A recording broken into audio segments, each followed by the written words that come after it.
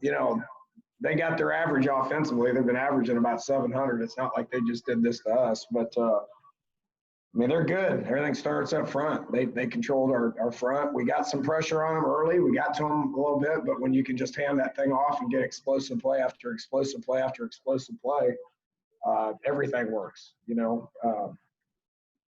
It's on me. Maybe if I go up tempo, we'd hand the thing off and get explosive play after explosive play. Just not where I think we're at right now. But did do a good job of getting to the quarterback a little bit. Obviously when they can just hand it off and get that much in the run game, you're not going to be successful. Next question, Joseph Duarte, Houston Chronicle. Joseph. Dana, is there any update on Speedy and how much did that change things, obviously, with him not being in there? Yeah, it hurts. He's one of the most dynamic players in the country, but nobody cares. You got to replace him. I thought Tank Dell went in there and made some plays. Still not where we need him to be consistently. That whole thing going into the game was about making plays. When you're without your top playmaker, it tends to hurt you. Nobody cares about that. Nobody's going to use that as an excuse. I mean, you got to plug somebody else in there, and you got to play at a high level if you want to win in this conference. And we did not do that today. I don't know what the diagnosis is. I know they took him in and X-rayed it, and he came back out in a boot. Is all I know. Next question, Andy Yanez from the Daily Cougar. Andy. Yeah, Dana, can you talk about Clayton Toon's performance? He struggled a lot today. What did you see from him today? And yeah, he was pretty average, I think. He's capable of playing better. There's some pressure early. I thought he did a good job of getting out of some bad situations and preventing some sacks. I think their D-line kind of got after us. Was in the backfield and was disruptive. You do that early to a quarterback, he tends to get rattled a little bit. He's capable of playing better. Our O-line is capable of blocking better. Our receivers are capable of getting off coverage and making plays. I'm capable of coaching better and calling plays better. And at the end of the day, it stops on me, and I got to do a better job getting our guys ready to go. It doesn't matter who they are. Our left tackle's out for the year. Pat Paul's out. Okay, so Ruben's got to step in and get better. Jeremy Singleton is back, but he'll probably be back and ready to go next week. He was out. Nobody cares. You got to just plug in who you got, and you got to play. You got to play good, and you've got to play at a high level if you want to be able to compete in this conference. This conference is deep. This conference is really good. Doesn't matter who you're playing. You got to have guys step in there and play at a high level, and I got to coach better to the point to where we have a chance to be able to win a game like this. Back to Chris Baldwin from Paper City. Chris. Coach, what did you see from Dell with the injury? I think he ended up getting targeted 10 times. What did you sort of see from He's a good player. He's still a little raw and he's new. He's only $150. He's gonna be a really good player. He was thrusted into kind of a lead role today, and I thought he handled it well. The more we target him, the more he made plays. He's a dynamic player. He's got to continue to mature and continue to build his frame up a little bit to where he can handle some of these hits that he's taken. So, I was happy with the way he played. He got a stupid penalty, which, can't do that. Can't throw the ball at somebody after the play. It's stupid. And we had to kick off from the 20. I wasn't happy with that. But for the most part, I was happy with how he competed. Jay, did you have one more question for him? Dana, and forgive me if when you were muted you answered this, but defensively in the third quarter, your unit held them, I believe it was on 3 or 4 straight possessions. When you guys do that against an offense like that, obviously it comes back to the offense not taking advantage. But what can you say about your defense there, keeping you guys in it to give you those opportunities? Yeah, I was happy with how they played in the third quarter. Now, with that said, I wasn't very happy with how they played in the fourth quarter. It's a 4-quarter game. We talked about a 4-quarter game the entire time. I'll be the first one to assume responsibility for the pitiful offensive performance. I got to get better at it. We got to get better at it, and we will. The defense did what they needed to do in the third quarter. It was just a 2-score game at halftime, and we knew that they get out in front, and they've had a hard time finishing off games. So the third quarter defensively, I was very happy with it. Now, unfortunately, we only scored once, but we did cut into the lead. Didn't get the 2-point conversion and was down 10. And defense did a good job of getting us back, and we just didn't make enough plays on offense to close that gap. And even more than fourth quarter, they just dominated us. They dominated us everywhere. Was Got time for one more Was for Coach. Mooden a practice situation this week? Did something happen? Was it practice related? I'd only heard about half of that. On Donovan Mooden. Yeah, it happened in the game last week. He didn't practice all week, so nobody cares. He can't play, team captain, whatever it is. Nobody cares who you're going to put in and how are they going to play to the point where you can win. Malik Robinson played for the first time this year. Jordan Carmouche played for the first time this year. I'm not in a position to be able to comment on how they played. But it's the same. It's the way it is, man. Guys go down. Guys got to step in and play. We got to play at a high level if we want to be able to win in this conference against a really good program. All right, everyone. Coach will get to that answer shortly. Thanks. All right, guys, we got senior safety Deontay Anderson up next. We'll take questions from Deontay. If you guys will use the raise your hand tool, we'll get started.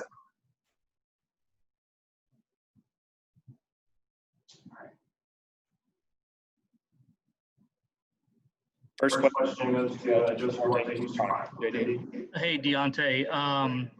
You guys kind of know offensively what they like to accomplish each game, but was it a little, surprising, or was it a little bit disheartening that they were able to run the ball the way they did against you guys? Yeah, it was kind of a little surprising that they ran the ball because we've been doing great the last 3 games running the ball. Just come down to we ain't make enough plays on any phase of the team. Next question goes to Chris Ball, Weber City. Chris.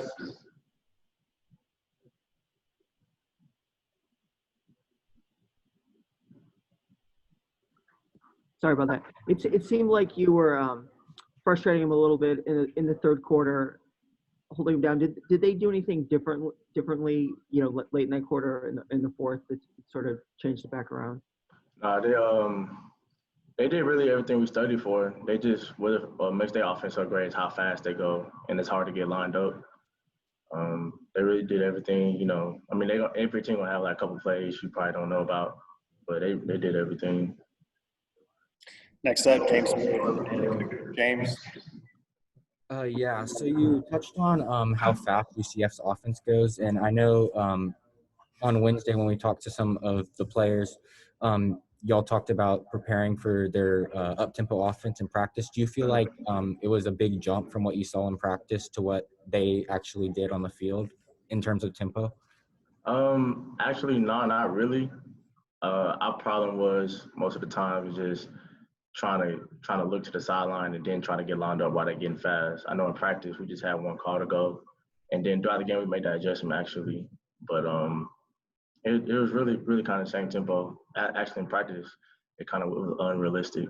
So. Yeah. Anyone else got anything for Deontay? JD? Deontay, on the substitutions and getting lined up, was it a matter of what was coming, just it was hard to get the things in, or was there just not a lot of time because they just go so fast? It is a lot of time. They go so fast. That's all that is. Yeah. And also, this was your first action in a while. How did you feel getting back out there? And I don't know if you could share with us exactly what you were dealing with before to finally get back into the game. Yeah, it felt pretty good. Actually, having my first game back. I still could have did better, way better, but it felt good getting back out there. I actually had I had a fracture in my first rib, so a 2-lane game on the second play. So I just had to let that heal, and yeah, that's really about it. Yeah. Anything else from Deontay, guys? All right, thanks, Deontay. All right, guys, we have this time to take questions for Clayton. You guys are ready. Yeah, right. That's where we'll get started. All right, first question goes to James. James. Yeah, Clayton, so it seemed like UCF was able to consistently get pressure on you. Was that because they were doing something different up front that you didn't expect, or was it just a lack of execution? I'm not quite sure, to be honest. I think, they're a good D-line and they played hard. I think there may have been some miscommunication early, but I think it just comes down to them being a good team, good D-line. Next up, Chris Ball. Chris. Clay, how much did it hurt to lose, Stevenson so early, and did that sort of change anything you guys wanted to do? Right. It obviously hurts, but it's not the end of the game and end of the world. Obviously, he's a great player and makes huge plays for us. But we have guys that can step up and make plays as well. And so, it's next man mentality. Just be ready to step in and play when your name is called. Next up, Joseph Duarte. Clayton, with Stevenson out, Tank, I think you targeted him 10 times, him and Trayvon. Did you see anything just, in game action about having a guy like Tank in there? And what did you think of, his effort to replace Marquez there for the rest of the game? Yeah, I thought both of them played really well. They practice hard all week and, they play hard and they have a good attitude. Even, last week they didn't get a lot of targets, but, they still practice hard all week and realized that their time was coming. So I thought they stepped up and made a lot of good plays and a lot of good catches. So they'll be a key part of our offense moving forward. Next up, Andy Yanez from the Daily Cougar. Andy? Yeah, Clayton, in the first half, you guys were able to move the ball in terms of yardage. You just couldn't convert on being able to score points. What can you take away from this game, especially you guys have another big game coming up next week against Cincinnati? What can you take away from this game? Like you said, just finishing drives. It's not a problem of, moving the ball and getting yards. It's just, I know we got to finish drives and we'll watch the film and see what that takes and work on it all week and get it fixed. So it's all about finishing. Next up, Paul in Paper City. Chris? Obviously, they've been a good team in this conference for a while, 35-4, I think, the last 3 years. I mean, did you look at this as sort of a measuring stick and just giving an indication of how far you guys need to go? Not really. I think we left a lot out there on the table. I think we know how good we are. Obviously, they're a good team, but we left a lot out on the table. Yeah, we just need to get back and regroup, and we know how good we are. We just need to stay true to it and stay the course. Anything else for Clayton? Clayton, just going back to earlier, what you mentioned, those, I guess maybe that first couple of possessions, you ran a lot. Was that by design, or was that just because you saw pressure, and what were they doing there that kind of was disrupting things early on? A couple of them were by design, and then I think the other few may have been just, broken plays. But, like I said, they're a great defense, great D-line, and we just had some miscommunication early and got it fixed. So, I don't want to be a featured running back, and coaches know that. So it's, some of it's on me, and, we just got to get back and regroup. All right, thanks, everybody. Thank you. All right, guys, we'll wrap up with take questions from Grant. Raise your hand. We'll get started. All right, first up, James Wheeler from the Daily Cougar. James. Yeah, Grant, coming into this game, in previous games, you talked about, your goal is making the offense one-dimensional by shutting down the run game. What about UCF's run game gave y'all a lot of trouble? Because y'all were pretty solid against the run coming into this, but today they just sort of broke out.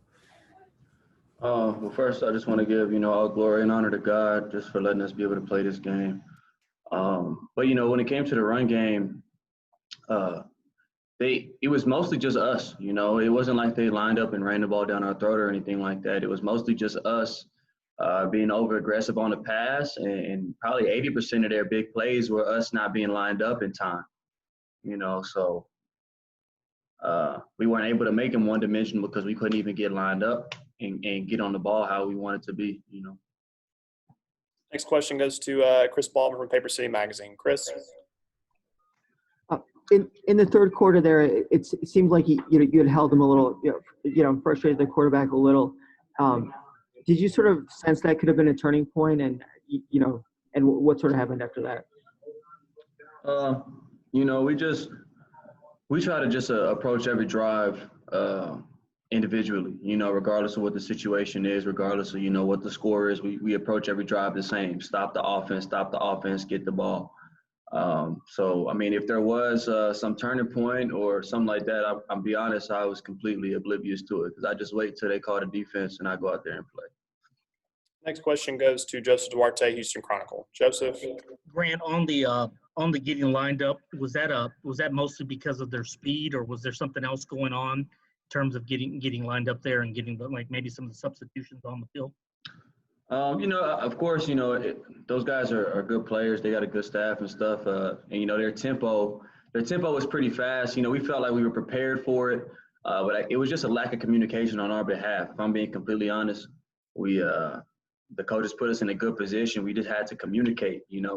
Everybody needs to communicate. We got to get there instead of just a few guys, talking to one another. Is that a role that like Donovan Newton would normally? He's sort of the field general in terms of lining up. So is that something that usually falls on him? If he was in the game. Whenever he was playing with us, I mean, we kind of shared responsibility. Sometimes I get the call, he'd line them up, or vice versa. We had some guys step up and be vocal. There definitely wasn't the linebackers definitely we were communicating out there. Back to James Mueller from the Daily Cougar. James. Yeah, Grant, I know y'all didn't get the result you wanted, but can you walk me through your scoring play and just sort of how that felt? Because I know at your position, you don't get a lot of opportunities to scoop up a ball and score. So how did that feel when you? I saw the ball on the ground. I was about to fall on it. Then I felt like, well, dang, I can pick it up. So I picked it up and I ran. That's pretty much it. It felt like practice. The stuff we do in practice, we rep picking up balls and bringing them to the end zone. We rep that every day. Scoop every ball. So, it just was, a habit.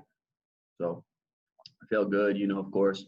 I just wanted to celebrate with my guys. PT had a great sack strip. So back to Chris Baldwin.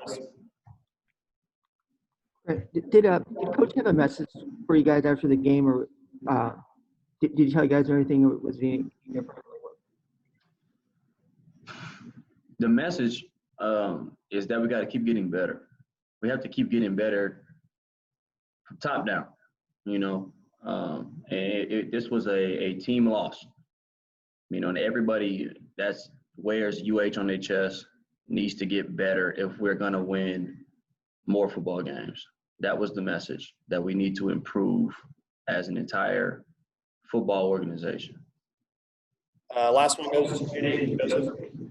Grant, I know you got the 24-hour rule where you guys get this out of your system, and not to have you look ahead too soon, but after facing this type of offense, you go up against a Cincinnati team that I believe put up 40-something points today against Memphis. Is that just another motivation to regroup and get things worked out on defense with another high-powered offense coming up? Yeah, we feel like we're prepared for that type of team. We feel like we got the guys for that type of team. The only thing that was, we felt like we prepared for these guys. The only thing that was negative for us was just their tempo and us not getting lined up and communicating. If there wasn't that, then they might have 2 touchdowns. Just because they're athletes. But they probably scored 14 points if we line up and talk to one another. So we feel like we can beat anybody we play. It's just about us. All right, guys. Thanks for joining us today. We'll see you guys next week for availability. Thanks, everybody.